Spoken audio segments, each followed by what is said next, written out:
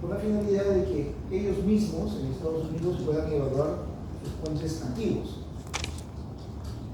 ¿Bien? O sea, esto quiere decir que como las normas de diseño de puentes propiamente el comité AASHTO fueron evolucionando con los años, los puentes que fueron construidos en su momento, por decir en los años 60, 70, al año 2000, por ejemplo, o al año 2018, ya quedaban un poco desfasados. ¿Qué quiere decir? Que en los años 70 o 60, esos puentes fueron construidos con unos códigos de diseño, propiamente del AASHTO, del mismo AASHTO de Estados Unidos, pero con criterios o con cargas menores. Entonces, ¿qué es lo que estaba ocasionando eso? Que ante el incremento de carga vehicular por las carreteras de Estados Unidos, estos puentes presentaban ciertos daños, ciertas deficiencias. ¿Bien? Entonces, para saber con exactitud en qué magnitud este puente tenía ciertas deficiencias o qué elementos del puente presentaban ciertas deficiencias, porque ustedes saben que el puente tiene elementos estructurales y no estructurales. Esto se aplica únicamente para los elementos estructurales, obviamente, no para los no estructurales.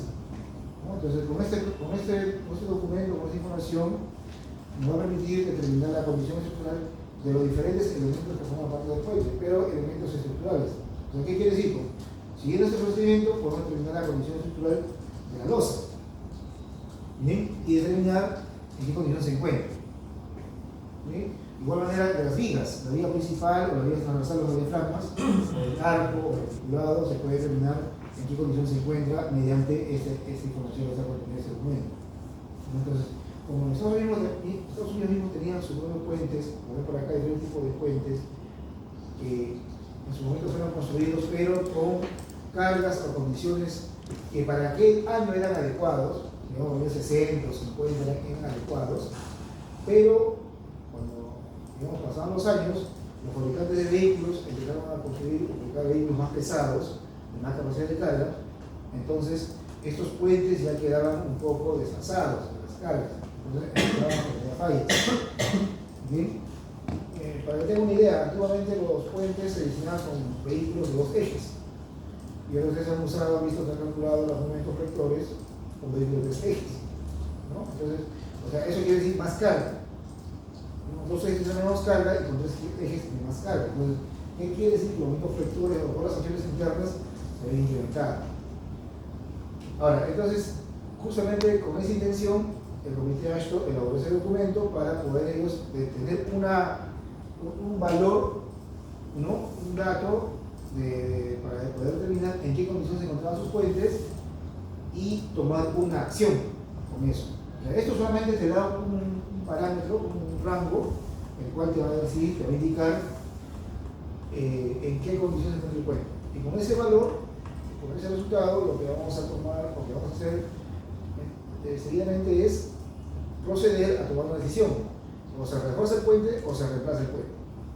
Bien, entonces, con esto, más o menos para que tengan una idea de cuando se va a reemplazar un puente en un lugar acá en el país, un puente antiguo, la metodología es primero evaluar con este documento. ¿Ya? Ese procedimiento.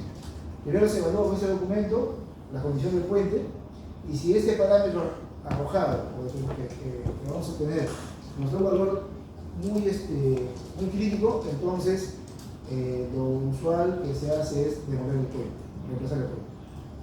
Pero en base a este resultado que ya estamos obteniendo. No es que de frente vamos y reemplazamos un puente, sino hay que hacer un estudio para determinar si ese puente todavía se lo puede preservar, se lo puede reforzar, o en su efecto ya se lo puede reemplazar. Entonces, este es el documento que nos va a ayudar a determinar la condición estructural del puente. Pero esto solamente es aplicable a la superestructura. Cuando ya el puente, por ejemplo, acá esta imagen ven que tiene pilares intermedios, y ya cuando son pilares intermedios se aplica el código sísmico. Aparte de este documento, para el tablero, en los pilares intermedios, que son los pilares progresivos, se aplica el código sísmico. Porque obviamente estos elementos van a estar sometidos mayormente a la carga sísmica. Esto es una información básicamente para la superestructura, no para el tablero, ¿ya? Para vigas y losas.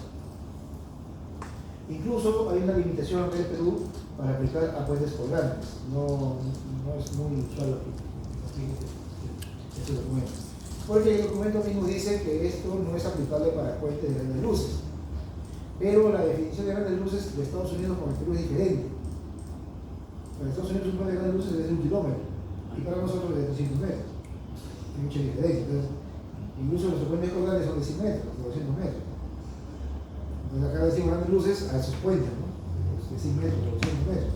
En Estados Unidos la definición de grandes luces es 1 kilómetro, 1 kilómetro. Entonces, por eso es que cuando habla de este documento de puente de grandes luces, aquí en el Perú lo han traducido y dice no se puede aplicar puentes colgantes. Pero sí se puede aplicar, pero hay que saber cómo hacerlo, nada más. No es que no se pueda. Pero en fin, bueno, recuerdo por favor. Ni estaba saliendo. Llevo.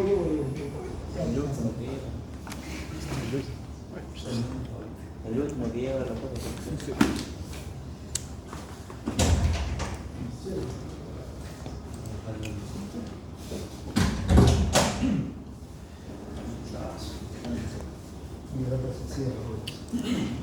Bueno,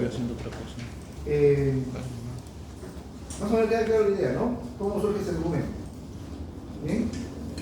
Así como el Código de Diseño de Puentes surge en Estados Unidos, este documento de evaluación estructural de puentes también surge en Estados Unidos. ¿Por qué motivo? Porque ellos tenían cargas antiguas y querían saber en qué condiciones se encontraban sus puentes y ver en qué medida podían ser reforzados o reemplazados. ¿Bien? Por ejemplo, un puente histórico que existe en Estados Unidos hasta la actualidad y que es símbolo de Estados Unidos, creo que es el Golden Gate, que nosotros construimos en 1800. ¿No? Es un puente colgante, creo que es un puente colgante de América, no recuerdo bien, pero a la actualidad todavía lo mantiene, ¿no? Y creo que está en la zona sísmica. Entonces, o sea, hay estructuras que todavía merecen ser preservados y otros que ya de repente son reemplazados, ¿no? Pero el Golden Gate, por la magnitud que tiene este puente, creo que es difícil que entre una decisión de reemplazarlo, ¿no? ¿Bien? Bien, queda claro, ¿no? Esta parte. Bueno, los propósitos de la evaluación de puentes con esta metodología. Garantizar la seguridad del puente, obviamente, ¿no? Si vamos a aplicar o vamos a evaluar un puente con esta metodología, lo que vamos a buscar es la seguridad del puente, ¿no? Obviamente la seguridad de los usuarios, ¿no? Porque los usuarios son los que vamos a usar el puente y vamos a evitar que con la evaluación del puente vamos a evitar que los usuarios puedan, digamos, sufrir un accidente ante el colapso de esta estructura. Cumplir con los reglamentos de cargas. Esto es, en base a lo que les comenté en un momento, que los puentes antiguos fueron diseñados con otras cargas. En la actualidad existen cuotas sobre carga de diseño de puentes que ustedes ya han usado en sus prácticas o las clases que hemos desarrollado, han visto que no sobre carga de diseño de puentes. Esa es la carga actual. Antiguamente era esa carga. ¿Bien? Entonces, para eso sirve este procedimiento. Rehabilitación o reemplazo del puente. Eso es lo que les explico en un momento. Este dato que nos va a arrojar este procedimiento de evaluación de puentes nos va a dar un número, un valor, por si acaso es adimensional, no tiene unidades, no va a toneladas ni metros, ¿ya? Es adimensional. Entonces, lo que nos va a dar este número, este coeficiente, es un rango o una idea en qué condiciones nos encontramos, o el puente, y qué decisión vamos a tomar. O lo reemplazamos, ¿no? O lo rehabilitamos. ¿Ya? Después es el procesamiento de los usos de carga. ¿Eso qué quiere decir? Que hay situaciones en que por los puentes pueden transitar cargas sobredimensionadas, ¿ya? De muy alto tonelaje. Entonces, para autorizar el tránsito de esas cargas sobredimensionadas o de alto tonelaje, previamente que es una evaluación del puente, de sus condiciones estructurales del puente, y con eso autorizar el tránsito de la carga. En caso se pueda, y si no, tendría que buscarse una forma de rehabilitar o de reforzar el puente de tal manera de que pueda transitar esta carga que está pidiendo permiso de tránsito. ¿Bien? O sea, estas cargas que están digamos, consideradas en este punto no son cargas de diseño de puentes, no son cargas digamos, representadas por la carga de diseño de puentes. ¿Qué quiere decir? La sobrecarga que hemos utilizado para los anteriores, la sobrecarga HL93, es una carga que en teoría no existe, pero representa a las cargas habituales en las carreteras. ¿Entienden? O sea, ¿Cuáles son las cargas habituales? Los camiones de 3 ejes, 5 ejes, 6 ejes. Todos esos camiones son representados por la sobrecarga HL93. Por eso que un puente diseñado con sobrecarga HL93 garantiza el tránsito de cargas o de vehículos por las carreteras, pero vehículos en nuestro país hasta 48 toneladas, máximo 60 toneladas. Pero estas cargas que están consideradas en ese punto no son de 60 toneladas, son de 60 a más. Entonces esas cargas ya tienen que ser evaluadas mediante un procedimiento diferente. No están consideradas dentro de los manuales de diseño de puentes. ¿Bien? Por eso es que pide permiso. Antes de que transite esas cargas por las carreteras, primero hace un estudio del puente, determina su condición, ve si puede reforzar o no en caso de que lo requiera, y luego de ese resultado pide el permiso a la entidad que administra los puentes con esos resultados obtenidos. Limitación de sobrecargas permitidas. ¿Esto qué quiere decir? Que hay puentes que ya, digamos, ya no tienen capacidad de carga.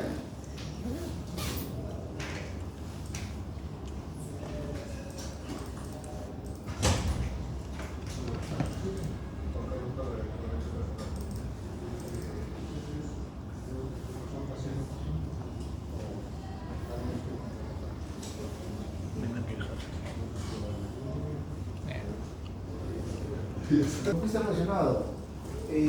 Por ejemplo, cuando por acá se evalúa la condición del puente, ¿no? Se evalúa la condición del puente y se ve que no tiene capacidad estructural,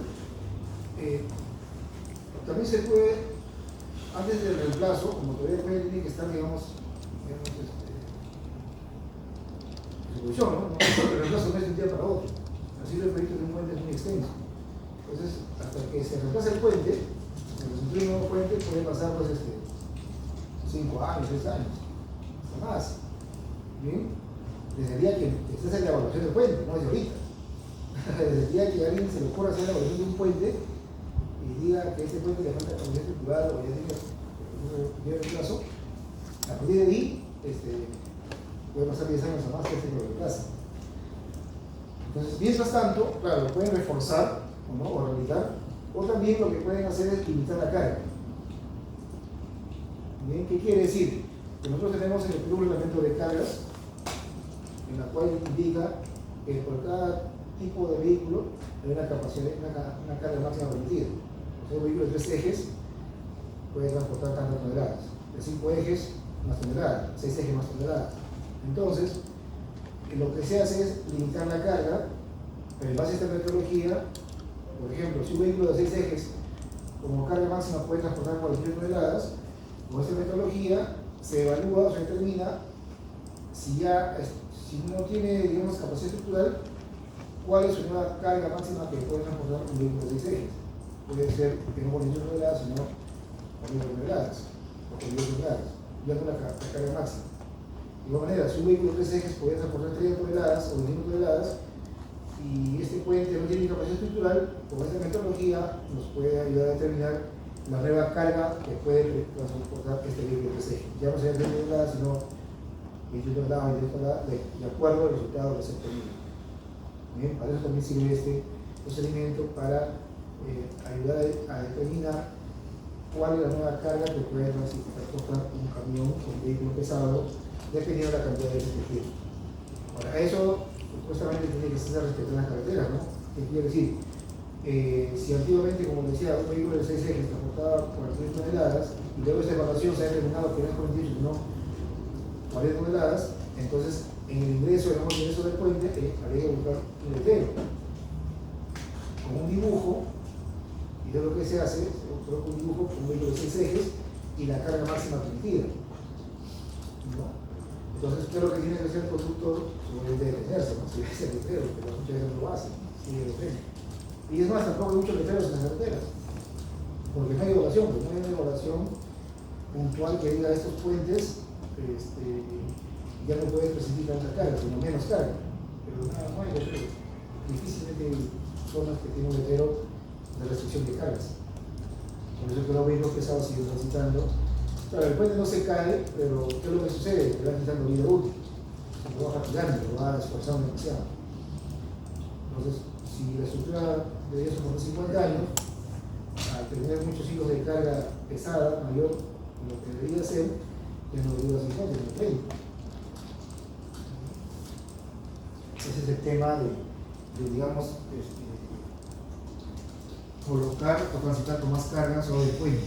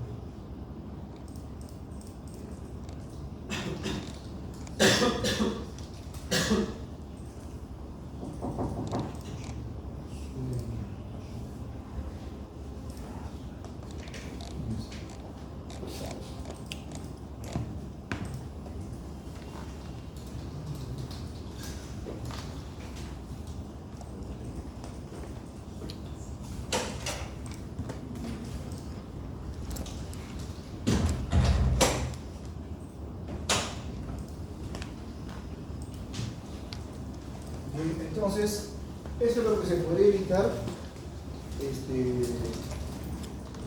si evaluásemos un puente oportunamente, sin importar, ¿no?, el material por el cual está construido. Puede ser concreto armado, puede ser forzado o acero. Supongamos que este es un puente de concreto que es forzado, ¿no?, diseñado, construido en los años 60, ya es un poco antiguo, cuya capacidad de carga ya fue, digamos, terminó su capacidad de carga, fue reducida.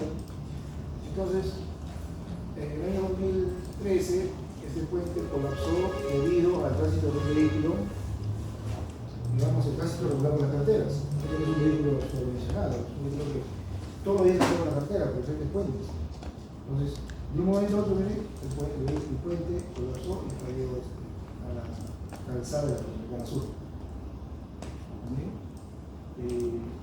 Obviamente, creo que no puedo aplastar.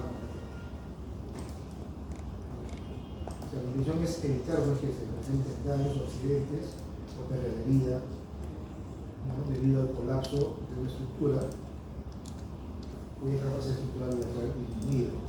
Entonces, bueno, esa estructura colapsó, se tuvo que quitar la otra estructura que estaba acá todavía en pie, pero como ya se advirtió que estaba mal ese tablero, el de la también supuestamente iba a caerse, ¿no?, por el momento. Y este que no es un pilar, o sea, es el que está bacán. Entonces, este puente era de 2 tramos, acá también, no se cae. Entonces, lo que han hecho es reemplazar esta estructura, este puente, todo el puente reemplazado, y han construido este puente en su situación. Este sí es una viga pesposada, por supuesto. Eso sí, pesposada. Ahí se nota la viga Ashton. Entonces, obviamente esta estructura ya ha sido diseñada y construida de acuerdo a las especificaciones vigentes, o sea, las cargas actuales del diseño de puentes. Se supone entonces que este puente tiene buena capacidad estructural, no va a presentar problemas ante el tránsito de estos vehículos. Otro caso particular sucedió acá en la selva. Si bien es cierto, el puente no cayó hasta el río, pero como pueden ver acá, los elementos de la estructura metálica ya estaban dobladas. O sea, el vehículo cruzó, el puente falló, pero el vehículo logró salir.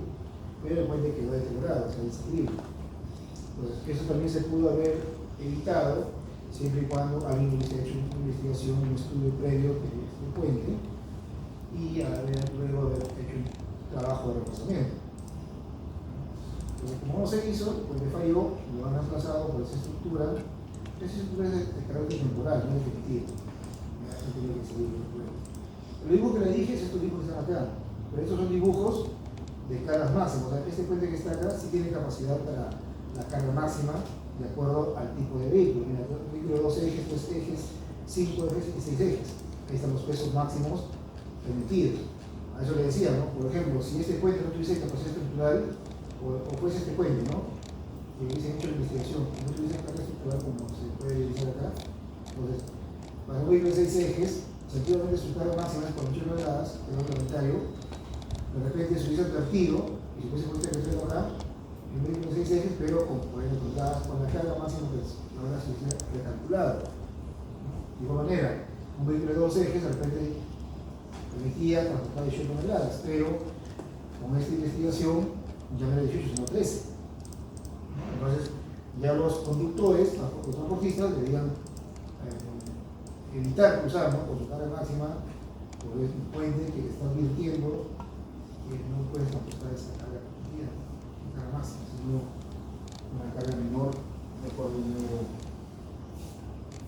una señal que está en cambio. Eso.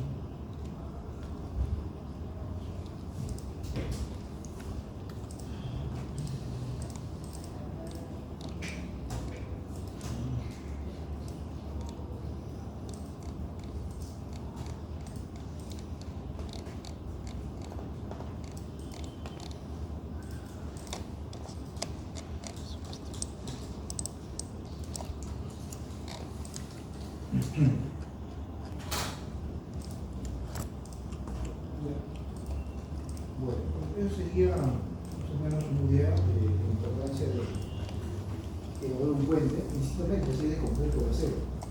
La intención no es evitar las ciudades, ¿no? Entonces, como les había comentado inicialmente, el motivo de que el Comité de Estados Unidos elabore ese documento era con la intención de evaluar sus puentes diseñados con estas especificaciones, que es el Comité Ashton. Como las actuales están relacionadas con las del RFD, con una carga más conservadora, los puentes diseñados con estas cargas presentaban por estructural ante este tránsito de carga más pesada. Entonces, por eso es que ellos elaboraron esa metodología. Ahora, ustedes ven acá, dice que posiciones francesas, eso corresponde al Perú. Si lo que estamos viendo acá, digamos que son las cargas que en el Perú se vienen usando hace muchos años. Entonces, nosotros tenemos en el Perú puentes diseñados con las sobrecargas Ashton estándar, con las especificaciones francesas, y últimamente con Ashton RFD, que es lo que actualmente se utiliza. Entonces, en nuestras rutas nacionales, en todas nuestras rutas de Perú, tenemos muchos puentes diseñados con esta carga y con esta carga, y también con este últimamente. Entonces, tenemos una gran cantidad de puentes que tienen diferentes sobrecargas de diseño. Eso ha conllevado a que tengan diferentes cantidades de acero, de condiciones. Entonces, lo correcto es evaluar la condición estructural de estos dos grupos de puentes, el primero y el segundo. El tercero no. ¿Por qué? Porque cuando se va a realizar un puente, cuando se va a intervenir un puente, ya sea para rehabilitarlo, reforzarlo, reemplazarlo, se evalúa en base a la sobrecarga HL93, que es la carga actual del diseño de puentes. ¿Bien? Entonces, ¿qué quiere decir? Se hace una comparación, se toma en cuenta la carga de diseño HL93, pero para estos puentes diseñados con estas cargas. No con eso, porque obviamente, ¿qué hago comparando un puente diseñado con HL93 con la metodología de sobrecarga HL93? Si es lo mismo. No tiene sentido. Tengo que evaluar un puente que ha sido diseñado con esta sobrecarga y con esta sobrecarga. Obviamente en Estados Unidos solamente hemos utilizado Ashton estándar, ¿no? Porque ellos utilizan sobrecarga. En el Perú se utilizó hace cierto tiempo esta sobrecarga y después esta sobrecarga. Entonces tenemos esas combinaciones de sobrecargas que se han utilizado en el puente del Perú.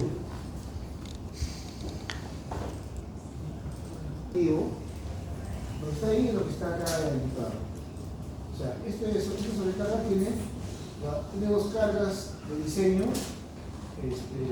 típicas. Esta también tiene dos cargas de diseño típicas y una sola carga de diseño, que ya la hemos utilizado. Acá hay dos cargas, además con las usuarios. Hay dos cargas, una vez utilizada, y en el caso no tenemos uno. Entonces, lo que vamos a ver acá, lo que está viendo acá, es una comparación de la sobrecarga que está acá en el H, que lo conocen, que digamos es la línea azul. Y este cuadro que pueden ver es, donde dice HC20, HC25, es la sobrecarga del H estándar. ¿Bien? Donde ven acá dice C25 y C30 es la sobrecarga de la especificación francesa. O sea, ¿qué quiere decir? Que la línea azul en los 4 casos es mayor que la sobrecarga estándar antigua y que la sobrecarga francesa. Entonces, ¿cómo se lee, cómo se entiende esto? Por ejemplo, acá dice longitud, momento. Entonces, por ejemplo, si tienen un puente de 40 metros, el puente esforzado, vengan acá, digamos que ese puente fue un puente antiguo que fue diseñado con la carga C30. Entonces, a 40 metros, esta es la carga C30, ¿ya? Y sube hasta el punto de nuestro efector, ven los efectores, y acá está el otro punto de la sobrecarga HM3. ¿Cuál tiene más momento efector? La sobrecarga HM3, ¿cierto? Entonces, si ustedes vienen hasta acá, van hasta acá y si lo ven nosotros, vienen aceleradamente. Mientras que la HM3 está por aquí, 600 aproximadamente. Pero obviamente es para tener una idea nada más, ¿no? El valor exacto lo van a sacar cuando hagan el efector, todo eso, cálculo. Pero es para tener una idea en qué rango se encuentra. Ahora, pero ojo, esto no quiere decir que por el momento efector es mayor, el HM23 comparado a otra carga, el puente se va a caer, ¿no? O sea, esto es solamente un indicador. ¿Por qué no se cae? Porque el puente tiene otros componentes internos que ayudan a que el puente presente cierta resistencia. Igual por acá, ¿no? El C25, en síntesis, el C25 pesa menos que el C30 y el HC20 pesaba menos que el HC25. Por eso es que si ustedes ven la curva, el HC20 está por acá y el HC25 está un poco más arriba en comparación con el HC20. Igual el C25 está por acá, pero el C30 está un poco más hacia arriba, porque el C30 es más pesado que el C25. Pero en fin, en cualquiera de los 4 casos, la sobrecarga vigente de decisión de puentes está por encima de cualquier sobrecarga antigua, ¿no? Entonces eso, pero al menos es un indicador de que, por ejemplo, aquí este es más crítico, de 60 metros, ¿no? Llegas acá, ¿no? Si una comparación de aquí hasta acá, hay una diferencia con estos vectores. Y eso te va a dar una indicación de que el puente, para empezar, tiene un momento muy bajo, ¿no? Un momento muy bajo de diseño.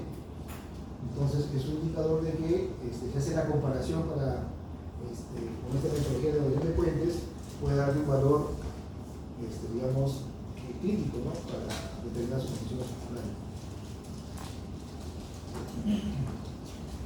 Entonces, este cuadro de acá sí está un poco desactualizado, pero es, digamos, más o menos lo que se tenía hace unos años. En esta ruta se tenía una cantidad de puentes en total. Acá está, digamos, los puentes por tipología, ¿no? Articulado, vía de concreto, vía de cajón, vía de acero, concreto armado, reforzado. Y la cantidad de cada uno de ellos, ¿no? Reforzado está acá, ¿no? Postensado, viga de postensado, viga de postensado. Entonces, todo ello es una cantidad de puentes. De esa cantidad de puentes dice que nos sobrecarga HC20, la 23, HC25-3, C25-17, C30-21 y HC23-21. Entonces, de los 25 puentes menos 21 son 74 puentes, ¿no? De aquí hasta acá son 74 puentes que no cumplen con la sobrecarga HC23. Entonces, ustedes ya así de vista hacen una comparación de esta sobrecarga con estas de acá, van a ver que hay una deficiencia en los vectores, ¿no? Y es un indicador. ¿Qué sucede? Ya tenemos una gran cantidad de puentes en esa ruta que deberían ser evaluados en esta metodología y determinar en qué condiciones estructurales se encuentran, si tienen capacidad estructural o requiere reforzamiento.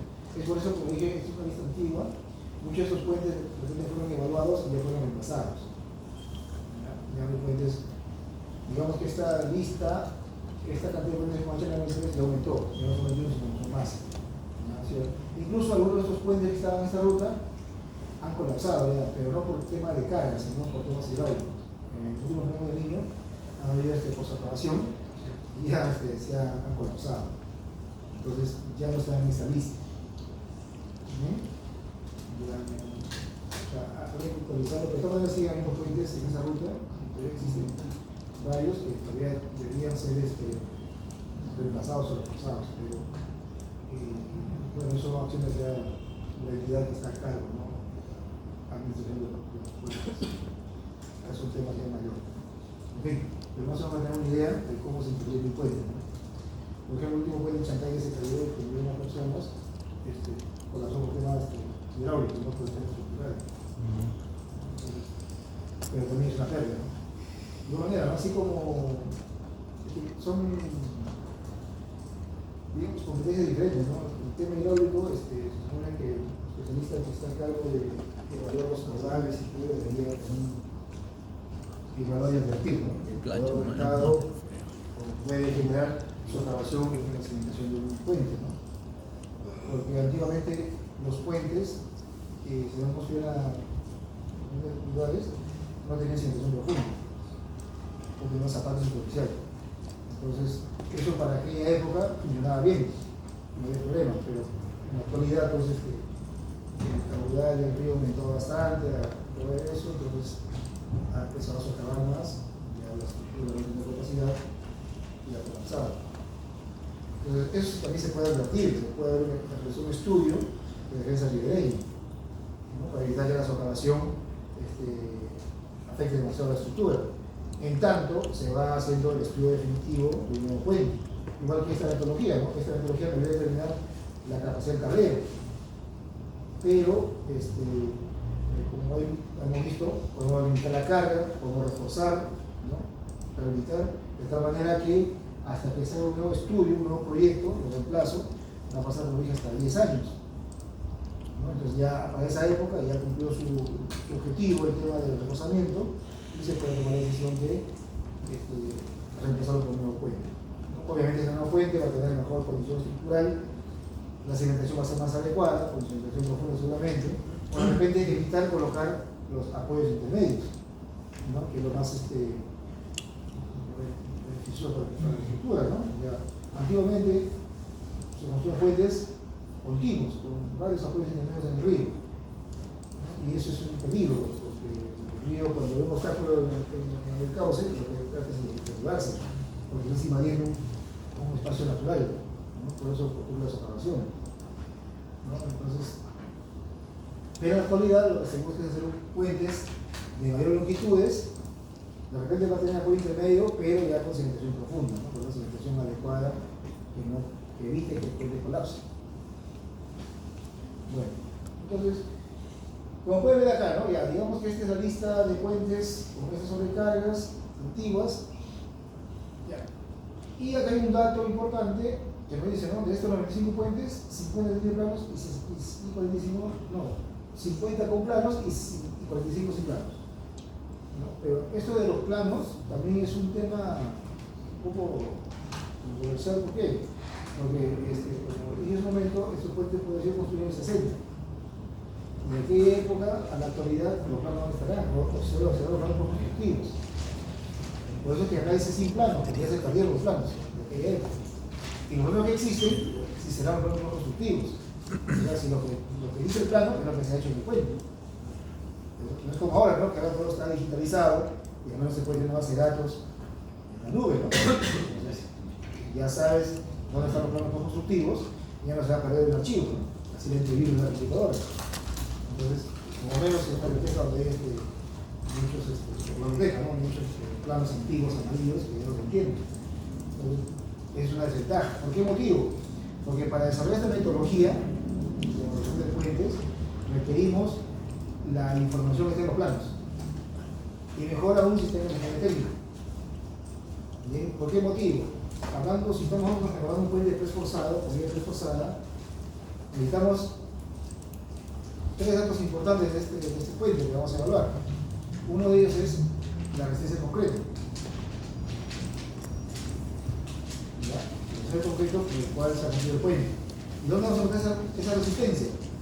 En los planos del puente, obviamente. O si no, en el técnico.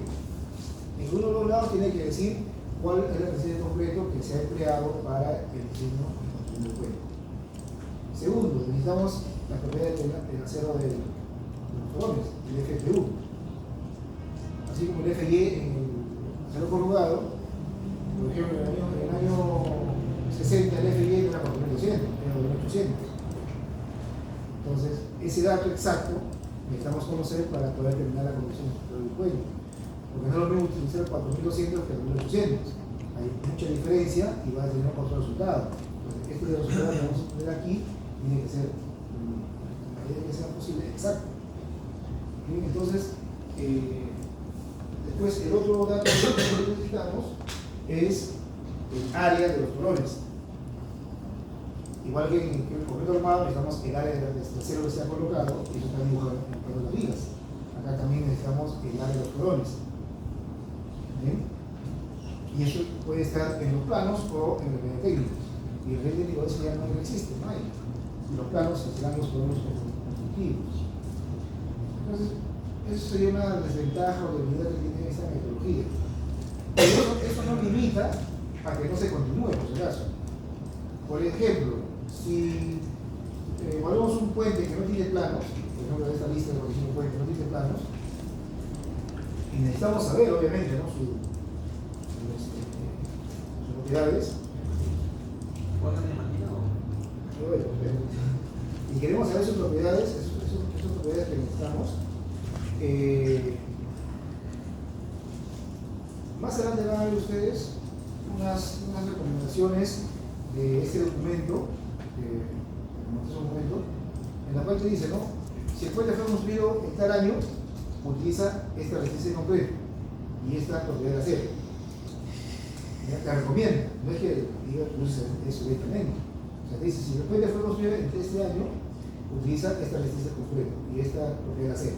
Pero no dice la cantidad de acero, es el cual. O sea, solamente te dice la propiedad de los materiales, ¿no? La resistencia en concreto y la propiedad de acero, en base a la ley de construcción del puente. Ahora, eso es una recomendación, pero si tú quieres tener un dato más exacto, lo que haces es una prueba de diamantina o de geometría en el concreto. Y con eso tienes un valor, un resultado más acercado, más próximo a lo que es la resistencia en concreto. Pero la propiedad del acero, el producto armado o reforzado, igual no lo puedes tener. Y el área de los colores tampoco, tienes que. Hay equipos que te ayudan a determinar, a ver la cantidad de acero que tiene, la estructura. O si no, también lo que se puede hacer es, para este puente que no tenemos nada, de información, lo que podemos hacer es un rediseño. Pero también es una. O sea, todo es incierto, ¿no? Porque para el rediseño, tenemos que, en principio, saber más o menos de qué año es el puente. Por así, si dicen que el puente en el año 70, ¿qué hago? ¿Qué tendría que hacer? ¿Qué sería lo primero que tendría que hacer si me dicen que volvió un puente con otros reforzados construido en el año 70? Y no tenemos los planos, nada.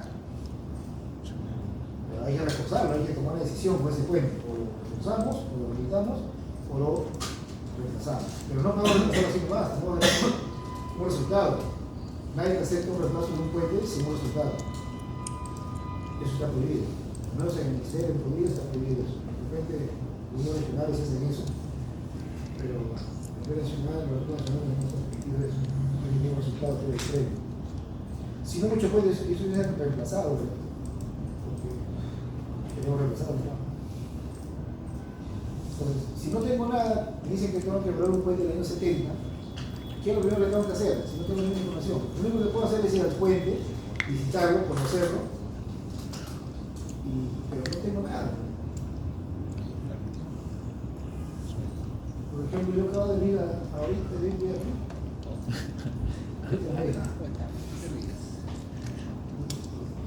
Voy a quedar acá nomás en la universidad, estaba medio loco. Ayúdenos.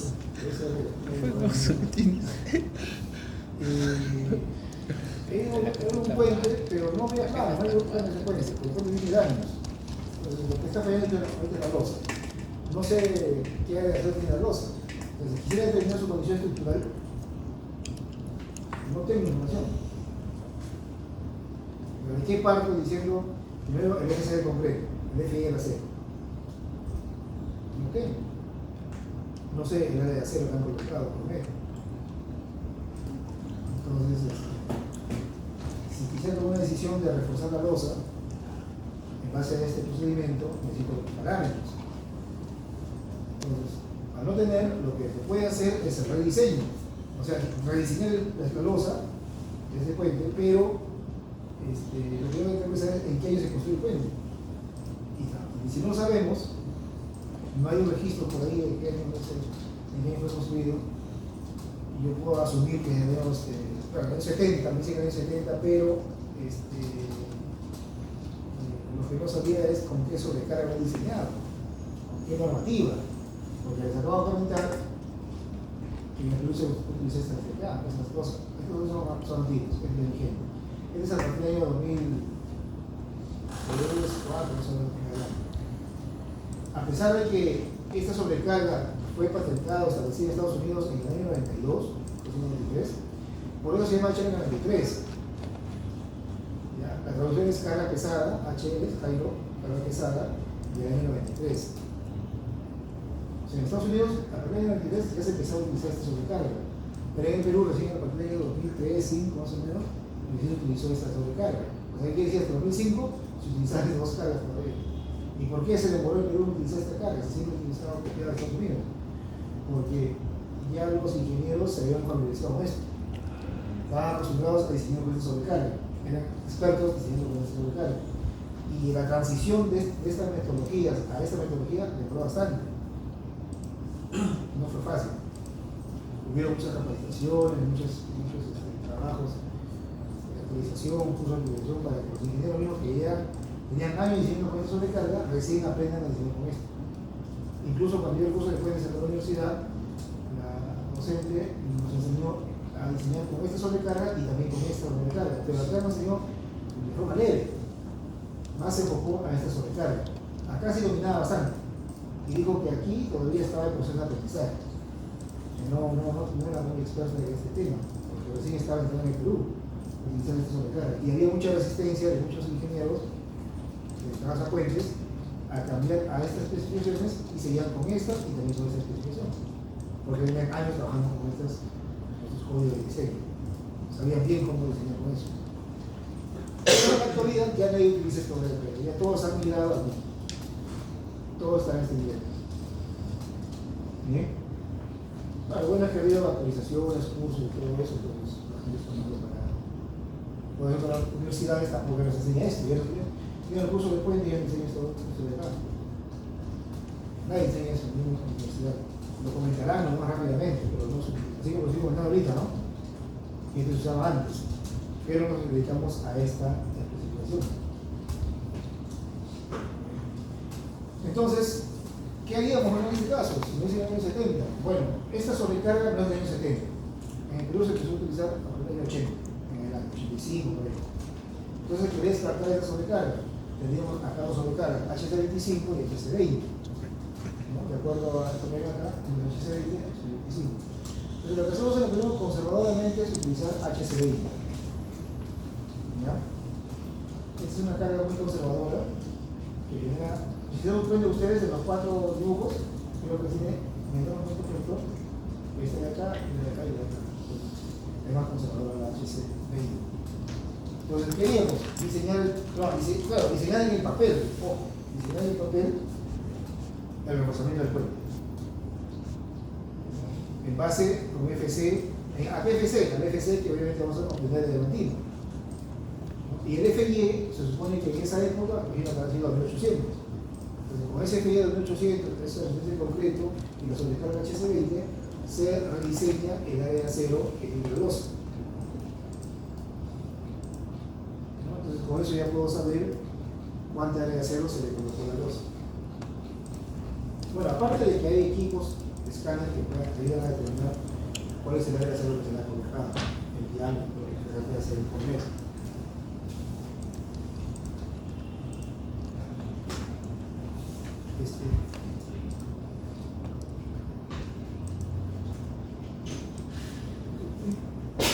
Con otra máquina, se apaga, se pierde la señal con otra máquina y ya no puede entrar a trabajar.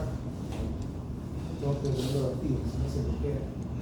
No está grabando, sino está conectado a la CPU remotamente. Pero no tiene que perder la señal, no sé. ¿Qué queda sin conexión? No se ha traído, no sé qué. Voy a mi casa, está pegado, con el eso ya está pegado la señal. Menos se conecta. Entonces, ese sería el procedimiento, ¿no? Rediseñar la losa o cualquier elemento para poder saber si cuál es la cantidad de acero que tiene. Pero es un riesgo también, porque si será eso lo que tienen. Bueno, como dije, ahora hay escáneres que te ayudan a comparar, ¿no? Si exactamente tienes esa cantidad de acero. Al menos el espaciamiento, ¿no? Tú puedes recalcular algo y dices, no, quiero de media cada 20. Y si vas al campo y ves que el medio está espaciado a 20 centímetros, pues quiere decir que esté lo que se haya colocado.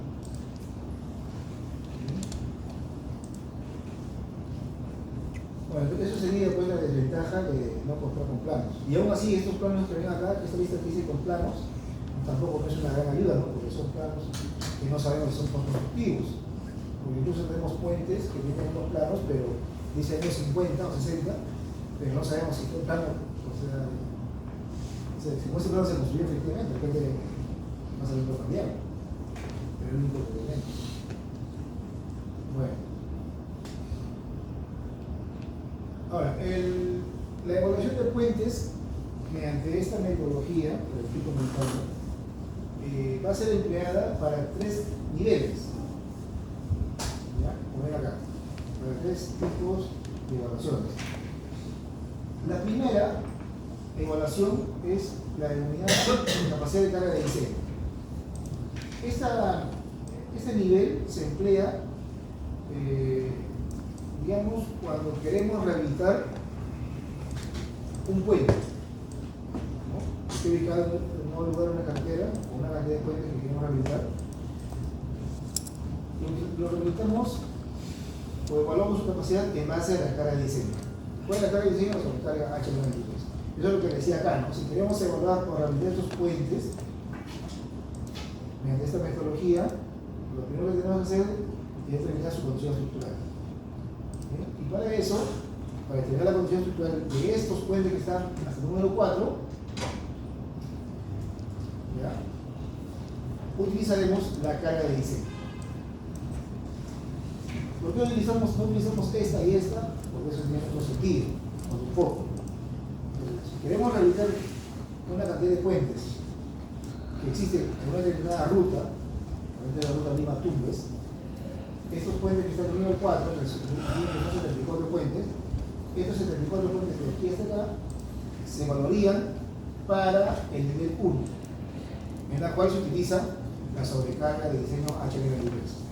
O sea, en la fórmula que vamos a utilizar, que nos ayuda a determinar la condición estructural, en esa fórmula se va a colocar los resultados, ya sea momento flector, o fuerza cortante o fuerza axial, según sea el caso, de la sobrecarga H93.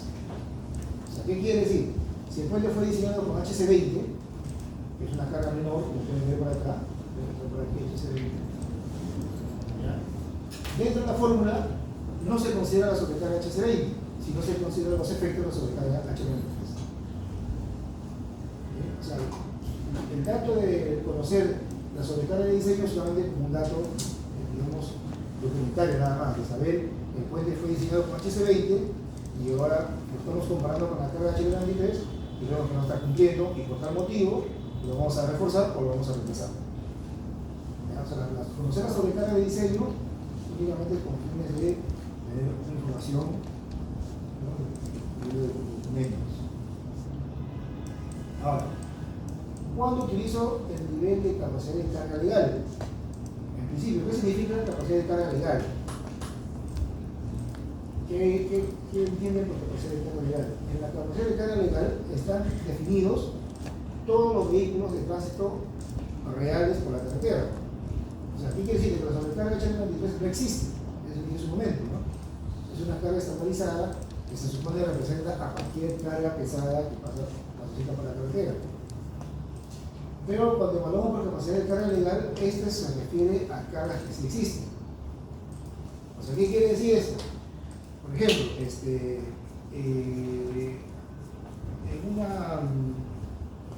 zona minera, podría ser maderera, selva, una empresa de transportes tiene sus vehículos, de 6 ejes, y estos vehículos transportan mineral o madera o alto tonelaje y va a transitar siempre por unos puentes hasta llegar a su destino. Entonces, este propietario lo que podría hacer para salvaguardar su carga que sí existe, ¿no?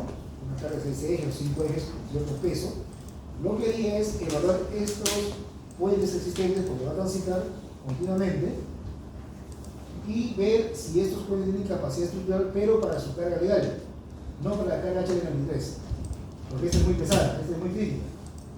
Pero sí para mi carga legal yo podría hacer la evaluación de un puente, ¿no? Y me aseguro de que este puente me va a permitir transitar con mi carga sin ningún problema. ¿Ya? Con la carga HL93, repito, es muy pesada, pero si yo quiero un nivel más, digamos, conservador, un poco más aceptado, utilizo la carga legal, porque no sé si han visto las carreteras, ustedes han visto, a veces hay transportes, ¿no? Transportistas, creo que llevan gas licuado, gas, o que llevan concreto.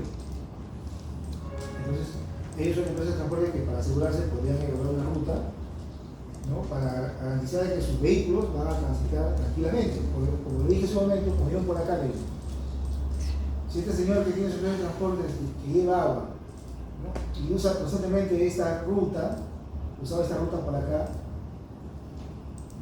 y hubiese tomado la decisión de repente de evaluar la condición del puente, hubiese advertido de que el puente no tenía capacidad estructural, ¿no? Y hubiese advertido de repente, o hubiese ya no transportado con, digamos, ¿cuántos ejes tiene? Tenía acá hay dos ejes, digamos que acá tiene 3 ejes más, suponiendo que tiene 3 ejes más, son 5 ejes.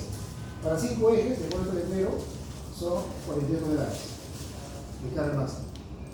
Entonces, si hubiese hecho una evaluación alguien, o él mismo, el transportador mismo, para garantizar su vehículo y su carga, y llegue a su destino, hubiese hecho una evaluación, pero con esta carga, no con la carga HL93. Con HL93, este puente no resistía nada. Tenía que ser reemplazado o reforzado. Pero de repente con esta carga legal sí podía seguir resistiendo, o no. Entonces hubiese advertido, hubiese reforzado, hubiese hecho algo para que su puente no colapse y tampoco su vehículo. ¿Bien? Entonces, esa es la intención de evaluar un puente antiguo con las cargas legales. De igual manera, este nivel lo aplicaría hasta el número 4. ¿Por qué? Porque el número 5, acabamos de decir que la sobrecarga HL93 se supone que resiste más cargas, ¿no? Permite el tránsito de cualquier carga pesada. Entonces, es lo mismo que estoy viendo acá, ¿no? Bien.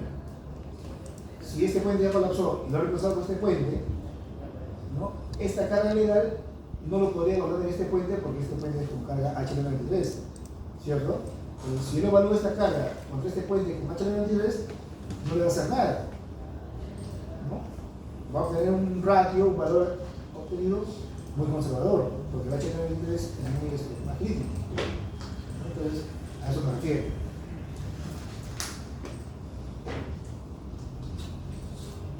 Está claro, ¿no? La capacidad de carga de diseño y carga legal solo para puentes antiguos, de 1 al 4. Y cuando hablamos de carga permitida, o carga especial que dice acá, ¿ya? Este punto lo conté en un momento, que son cargas mayores a 60 toneladas, que no están consideradas dentro de las cargas de diseño. Entonces, que son cargas que previamente se hace un estudio y se solicita permiso para que puedan transitar por las carreteras. Este nivel de evaluación de puentes sí se realiza para cualquier puente de los 5 filas de toda la lista. ¿Por qué? Porque como es una carga no convencional, no está considerada tampoco dentro del HL93, entonces podría ser más crítico que el HL93. Por ejemplo, el HL93 es un vehículo regular, mientras que una carga especial puede llegar hasta 200 toneladas o más, 200 toneladas de carga. ¿Bien? Pero tiene ciertas condiciones de tránsito que hacen muchas veces que no sea mayor que la sobrecarga HL93, incluso que la C30. Incluso la C30 es más conservadora que una sobrecarga especial. A veces incluso en unos casos la H20 predomina.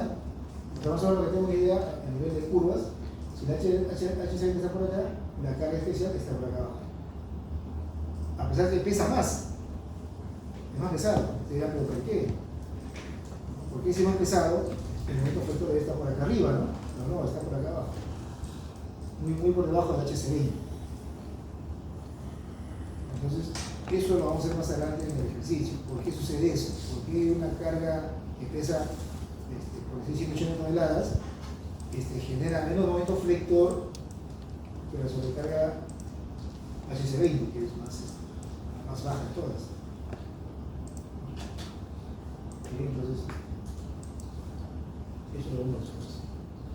Ya, a ver, para finalizar esta parte, ¿no? Entonces, de esos tres niveles está claro, ¿no? El primer y segundo nivel lo utilizaremos para puentes activos, que no han sido diseñados con sobrecarga H93, o sea, del 1 al 4.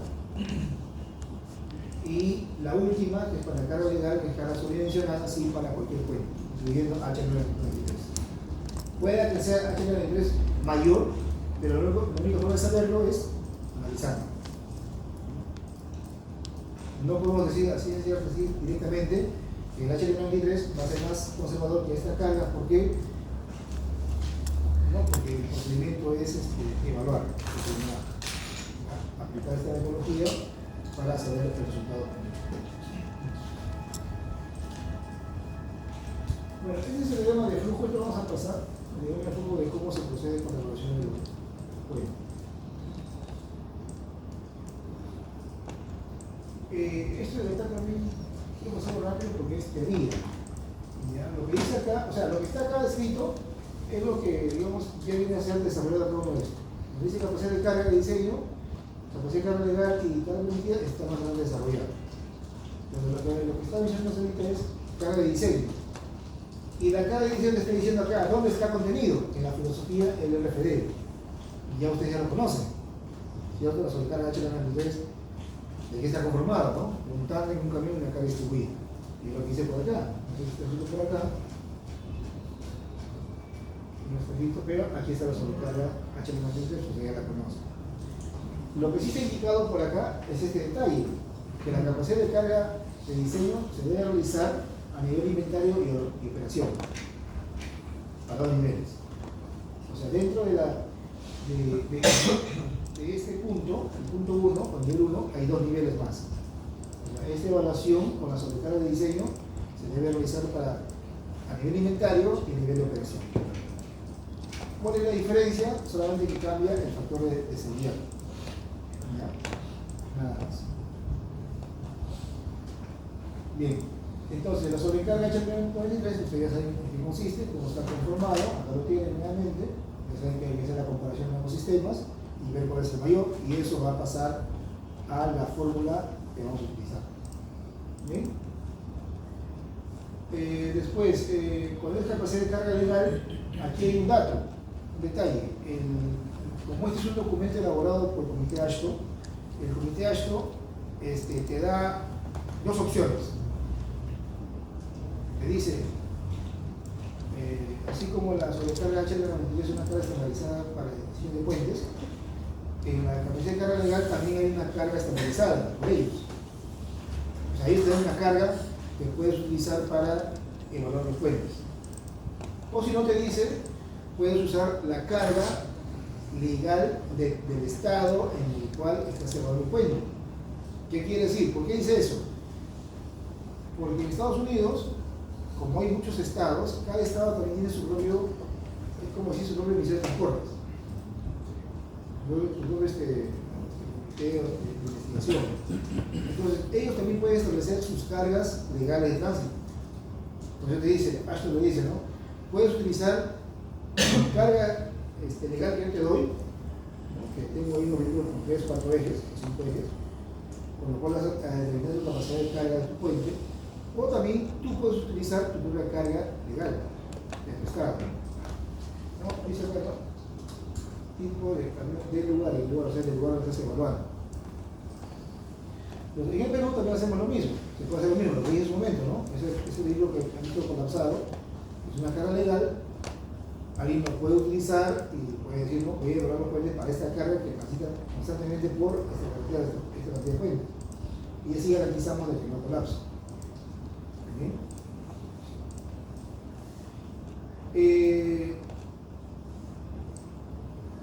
Una importancia de la evolución de capacidad de carga legal, justamente aquí es donde sale, cuando nos indica la limitación de carga que le dije hace un momento, ¿no? De colocar los letreros normativos en el puente, en la cual si un vehículo antes transportaba una cantidad de carga, ahora transporta menos.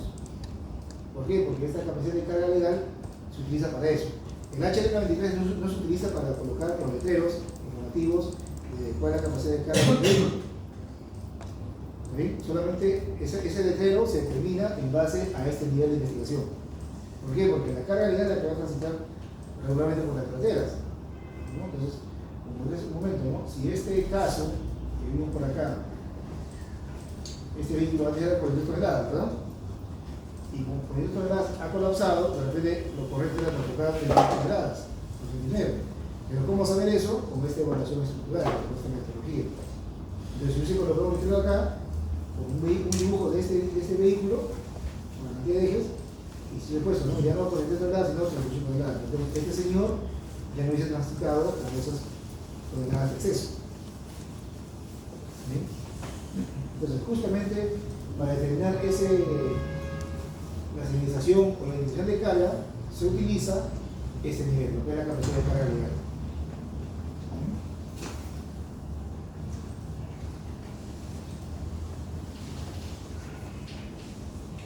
Estas son las cargas legales del comité ASHA, las que te recomiendo utilizar. Y se puede utilizar este camión, o este camión. Obviamente que son camiones que transitan regularmente por las carreteras, ¿cierto? Este vehículo,